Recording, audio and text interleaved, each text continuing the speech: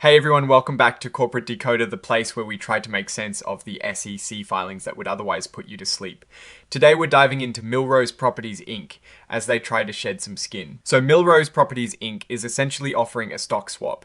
They want to trade shares of Millrose class, a common stock, for shares of Lennar class, a common stock. Imagine you have stock in one company and they say, hey, we'll give you stock in this other related company, but at a slight discount. That's the gist of it. It is a move to untangle some of the holdings that Lennar has left over from a previous split.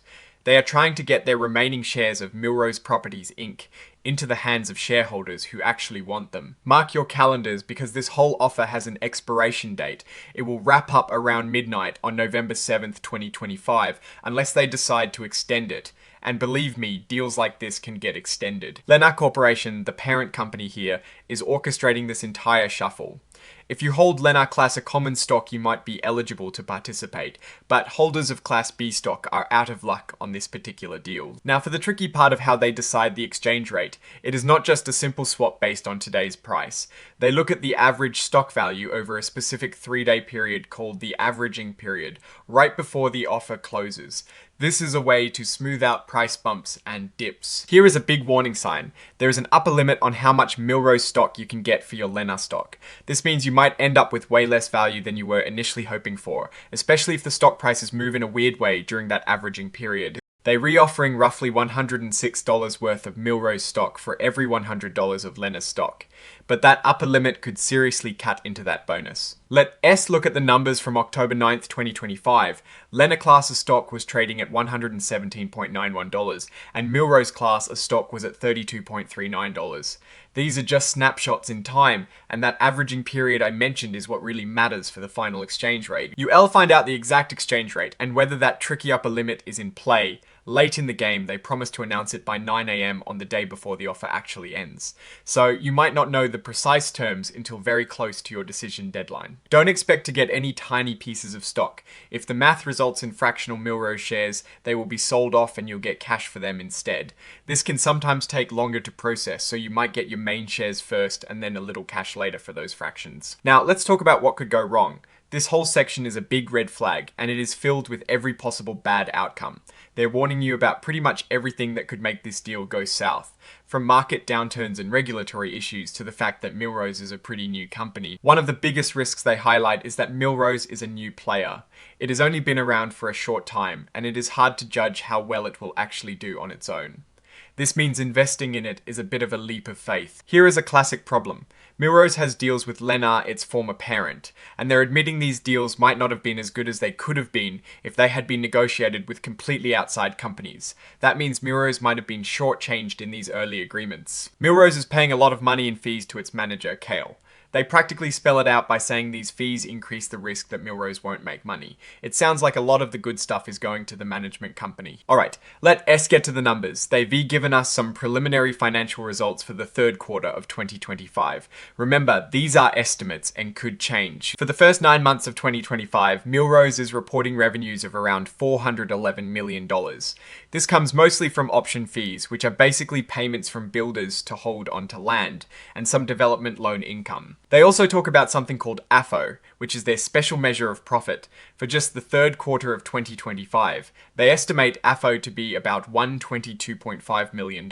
And the big number in their assets is the homesite inventory, valued at a massive $8.7 billion. This is the actual land they own or control. Looking at the historical data, this option fee revenue is their bread and butter. For the first 6 months of 2025, they pulled in over $231 million just from these option fees. That is a lot of builders paying to hold onto land. And from that, for the first half of 2025, their total revenues topped out at just over $234 million. Even with all the expenses and the complex deal structure, they're re-showing a net income of $177 million for the first 6 months of 2025. This is after accounting for some of the pre-spin costs from Lennar. And their total assets as of the 30th of June 2025 are a jaw, dropping $7.9 billion. Much of that is tied up in that homesite inventory. Their operating cash flow for the first half of 2025 was positive, bringing in about $130 million. This is a good sign, suggesting their core business is generating cash. The market prices for their stock have bounced around quite a bit. Back in February 2025, right after the split, Millrose class of stock was trading around $26.74. Fast forward to early October 2025, and it had climbed to $32.39. It is not a wild roller coaster, but it has definitely been moving. Lennar's stock price has also seen ups and downs. It was trading around $121.94 in early February 2025, then dipped a bit to $117.91 by early October 2025. These stock prices are crucial because they determine that exchange ratio we talked about earlier. So, to recap the deal itself, Lennar is offering to swap about 33 million shares of Millrose class of stock. This is a significant chunk representing roughly 20% of Millrose's total shares at the time of the offer. This offer isn't a done deal just yet. It has got a bunch of conditions that need to be met. Think of it like a purchase agreement for a house. There are contingencies. If these aren't met, the whole thing could be called off. Millrose has a pretty hefty chunk of liabilities, over $2 billion as of June 2025. That is a lot of money they owe. But they also have receivables, money owed to them of about $46 million. That shows some of the builders are paying up for those options. And don't forget those management fees, $34 million for just 3 months in 2025, paid to that manager KL. That is a significant cost of doing business. Something really important here is Millrose's plan to be taxed as a REIT, which stands for Real Estate Investment Trust. The big advantage is avoiding double taxation, but it comes with strict rules about how much income they have to pay out to shareholders. Their total stockholders' equity is around $5.8 billion. This is essentially the value of the company belonging to its owners after all debts are paid. Here is a classic risk for shareholders. Millrose warns that they can issue more shares, and if they do, your slice of the pie gets smaller. This means your voting power and your ownership percentage could get diluted. The board has a lot of power when it comes to how many directors they have. They can change the size of the board without needing a shareholder vote. So, what makes Millrose stand out? They say they have a capital solution for home builders of all sizes.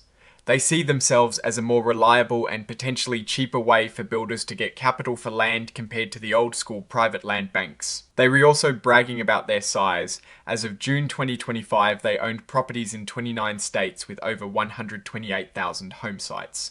That is a lot of land spread out. And a final note on that offer. This document is not a guarantee they'll sell you something. It is an offer and it only applies in places where it is legally allowed. They can't force this deal on anyone in a place where it is not permitted. So, what is the big picture here?